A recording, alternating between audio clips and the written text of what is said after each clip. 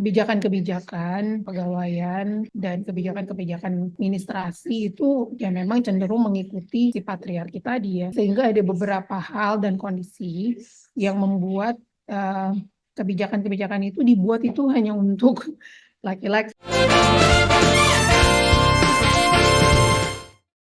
Nama lengkap saya Nurlani Yasin, biasa dipanggil Lani.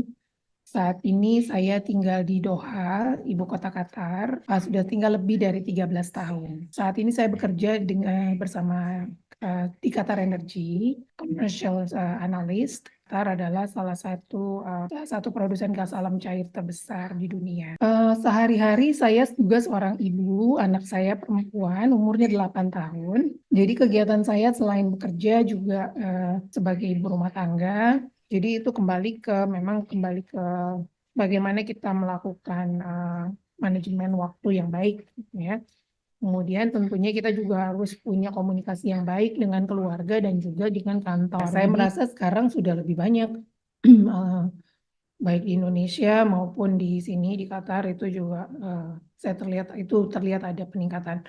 Perempuan kan juga banyak yang mungkin menyukai fisika, matematika atau ilmu-ilmu bumi dan lain sebagainya, sehingga banyak juga mereka tertarik untuk mengambil sekolah itu jurusannya yang terkait nanti dengan industri pertambangan seperti itu. Jadi pertama sebagai seorang perempuan kita harus bisa membuktikan kalau kemampuan kita itu juga sama. Jadi kemampuan kita bukan cuma secara keilmuannya, tapi juga komitmen kita dalam bekerja. Perempuan di dunia yang penuh dengan laki-laki cenderung jadi nomor 2 ya istilahnya.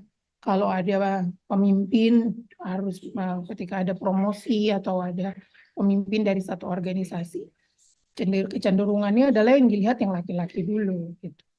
Di sini di Qatar lebih konservatif kalau menurut saya kalau kita bandingkan misalkan dengan negara-negara Eropa atau Amerika atau bahkan dengan Indonesia sendiri ya. Di sini budaya patriarkalnya masih sangat kuat menurut saya. Jadi itu adalah beberapa tantangan yang menurut saya paling besar ya selama bekerja di lingkungan lingkungan oil and gas perminyakan di Qatar. Oh ya, satu lagi juga karena lingkungan yang patriarki tadi, kebijakan-kebijakan kepegawaian dan kebijakan-kebijakan administrasi itu ya memang cenderung mengikuti si patriarki tadi ya.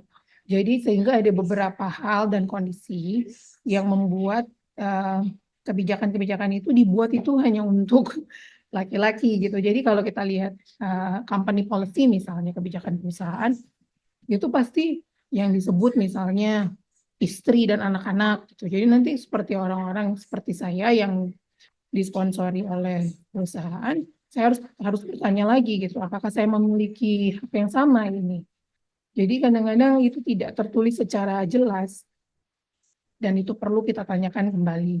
Ada hal-hal yang kita perlu juga harus perjuangkan ekstra hanya karena kita perempuan dan hanya karena peraturannya dibuat tidak menginclude kita gitu. Jadi kita tidak terfikirkan sebagai kondisi kita dengan kebutuhan dan hak dan kewajiban kita sebagai seorang pekerja kadang tidak jadi terlewati. Mungkin mereka tidak bermaksud untuk betul-betul mengacuhkan gitu ya, sebenarnya enggak. Cuma karena budayanya sangat patriarki, jadi akhirnya ketika mereka membuat dan menyusun kebijakan tersebut yang tidak terfikirkan gitu. Jadi terfikirkannya nanti begitu ada kejadiannya itu mereka punya pegawai perempuan yang mereka sponsori, baru mulai ada pertanyaan-pertanyaan ini dari si pegawai perempuan itu dan barulah akhirnya mereka berpikir, oh berarti ini harus dimasukkan gitu, baru diupdate. Tapi sebelumnya tidak langsung ada seperti itu ya. Kayak misalnya saya di satu grup itu di tempat saya bekerja sekarang yang bagian penjualan jangka pendek perempuannya cuma 2, sisanya laki-laki ya. Jadi tercatat minoritas. Tapi kembali ke kesukaan kita aja. Jadi pekerjaan-pekerjaan ini memang akan selalu, menurut saya kan beberapa tahun ke depan akan tetap banyak didominasi laki-laki, tapi bukan berarti tidak mungkin untuk dikerjakan perempuan. Kalau jadi perempuan itu kadang-kadang enak, nggak enak juga. Jadi di satu sisi mungkin terlihat seperti berat, tapi di sisi lain karena kita juga minoritas, kadang-kadang itu juga jadi sebuah keuntungan. Karena akhirnya kita jadi diberikan beberapa kemudahan. Kemudian kalau misalkan saya pernah pergi ke offshore untuk visit, saya jadi dikasih ruangan untuk saya pakai yang jauh lebih bagus gitu dibandingkan mungkin rekan-rekan saya yang laki-laki, dan mereka ditaruh di tempat yang rame-rame, saya dikasih ruangan sendiri gitu. Jadi ada hal-hal yang bisa jadi keuntungan juga karena kita perempuan dan kita minoritas di pekerjaan itu. Seberapa besar dukungan dari rekan kerja dan atasan? Nah, ini kembali lagi ke masing-masing organisasi ya. Jadi sebetulnya seperti yang tadi saya katakan, kalau sifatnya kebijakan yang secara umum itu seharusnya akan melindungi semua gender, laki-laki dan perempuan punya hak yang sama dalam hal tersebut. Jadi dalam hal keamanan kita dalam melakukan pekerjaan, kemudian dalam hal kepastian kita dapat mengerjakan pekerjaan kita dengan baik dan benar tanpa ada istilahnya tindakan-tindakan yang tidak baik gitu ya, tindakan yang tidak senonoh yang dapat kita terima, itu sudah pasti perusahaan biasanya akan menetapkan regulasi-regulasi seperti itu dengan ketat dan jelas. Yang saya pernah kerja di dalamnya yang terkait dengan oil and gas biasanya pasti punya hal-hal yang seperti ini dan cukup strict ya, kita bisa langsung laporkan.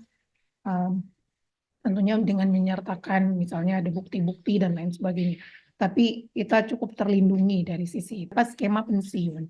Itu tidak ada untuk dibandingkan di Qatar yang saat ini itu kami tidak dapat. Jadi memang kita harus pandai-pandai menabung untuk pensiun karena tidak ada uang pensiun. Ada uang pesangon, tapi uang pesangon menurut saya tidak sama dengan uang pensiunnya seperti yang bisa didapatkan teman-teman yang berkarir di Indonesia. Biasanya skemanya lebih menarik yang di Indonesia. Kemudian kesejahteraan kalau dari sisi kesehatan, asuransi kesehatan dan lain sebagainya, saya rasa yang di Indonesia juga bagus. Di Timur Tengah juga ada, tapi kembali lagi ke masing-masing perusahaan dan masing-masing negara bentuknya bisa beragam dan tidak berarti karena ada di luar negeri benefit kesejahteraan dari sisi kesehatannya lebih baik, belum tentu ya. Saran saya pokoknya perempuan itu jangan pernah membatasi diri hanya karena stigma atau pandangan-pandangan di luar sana. Yang paling penting itu adalah pertama apa yang ingin kita lakukan untuk hidup kita, apa yang menarik untuk hidup kita. Kemudian jangan pernah patah semangat dan terus saja kejar cita-citanya.